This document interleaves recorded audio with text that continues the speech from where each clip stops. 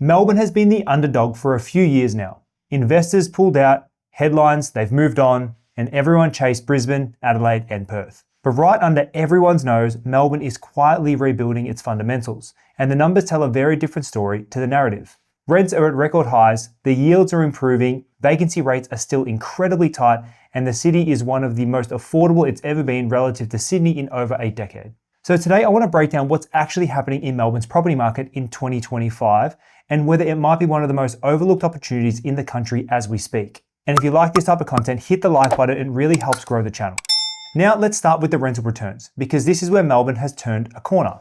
Gross rental yields for Melbourne are now sitting at around 3.7%, higher than Sydney's around 3% average, and a big shift from returns we saw a few years ago. But the real story can be told in the suburbs. Some outer growth areas can achieve closer to 4.5% to almost 5% yields, while the more expensive inner city suburbs, that's where they sit closer to that 3% mark. Rents are also holding at record highs. Melbourne's median house rent sits at around $580 per week. I don't know where you're going to find one of those, and has held at that level for over a year straight now. This is the longest period of rental stability in more than a decade. So yields are stronger, rents are high, and price growth has been modest. That combination is exactly why Melbourne is starting to reappear on every investor's radar. But something that often gets missed in the conversation is that first home buyers are competing heavily in the market where investors are trying to get in.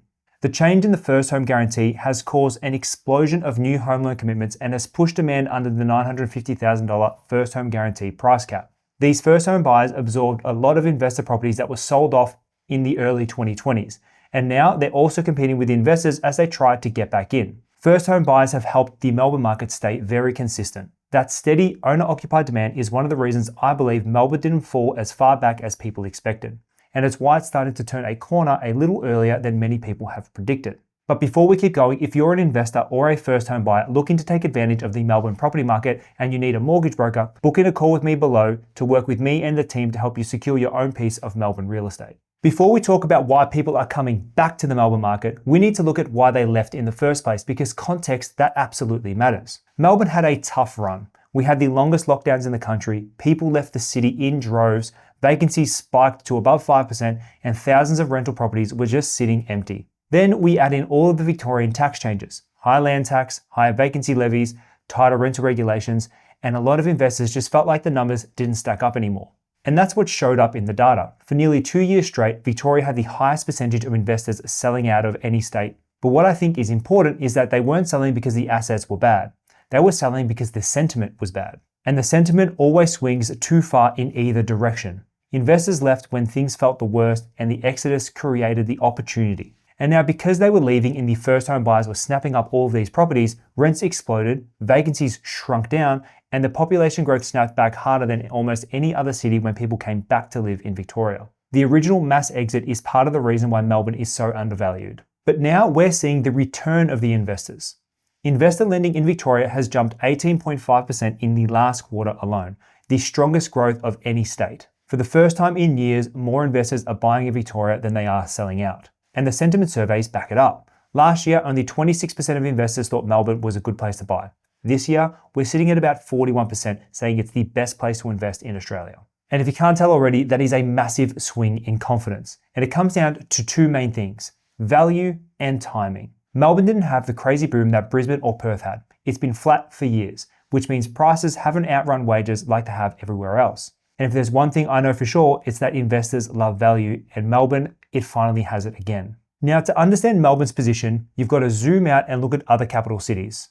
Melbourne housing prices have remained sideways since 2022 when other capital cities have all increased. Brisbane is still strong but have run really hard. The vacancy is still quite thin, but affordability, that is becoming an incredible challenge for those wanting to live in Brisbane. Adelaide has been an incredible performer for years, but it's now late in the cycle for them and growth is expected to moderate. And now Perth. This has been one of the hottest markets in the country in 2023 and 2024, but rents and prices have finally started to plateau. Meanwhile, Melbourne hasn't even started to warm up its legs for its run yet. The value today in Melbourne is roughly where it was 2 years ago, even while rents have surged and migration has actually rebounded in the state. The gap between the fundamentals and the price is exactly where the opportunity lies if you are an investor. Melbourne's vacancy rates sit around 1.7 to 1.8%. That is extremely tight. Yes, it's slightly higher than the lows of 2023, but anything under 2% is considered a landlord's market. What this shows is something very simple. Melbourne has gone from oversupplied to balanced to increasingly competitive once again. And as long as vacancy rates stay under 2%, rents will remain strong. Now, if you're an investor, it's important to note that not all of Melbourne is made equal. Smart investors are focusing on a few key areas. Properties with significant land sizes, that's usually townhouses, houses, or house-like dwellings, not in high-density inner-city apartments. Then it's middle ring and outer ring suburbs. These are the growth corridors where population is booming and supply is genuinely constrained. If we're not building enough houses, we simply cannot keep up with the demand. And this might sound simple, but there's areas with absolute rental queues in the inner city suburbs where 20 to 40 groups are showing up, and that shows that the demand is real. The investors in this country aren't just speculating on where to buy, they're positioning themselves and gathering all of the data that they need. Now, if we have a look at the outlook of Melbourne, every major forecast now puts Melbourne back in growth mode for 2025 to 2026. KPMG expects 6.6% growth over 2026. SQM expects low to mid single-digit growth as well. And most economists agree, Melbourne is undervalued, underbought, and increasingly in demand. But the truth is in the home loan commitment data, with investor loans rising 23.3% since June 2023 here in Victoria. And that makes sense. Affordability is solid. Population growth is strong and it's getting stronger. Rents are incredibly high and vacancy is at rock bottom and investors are definitely returning.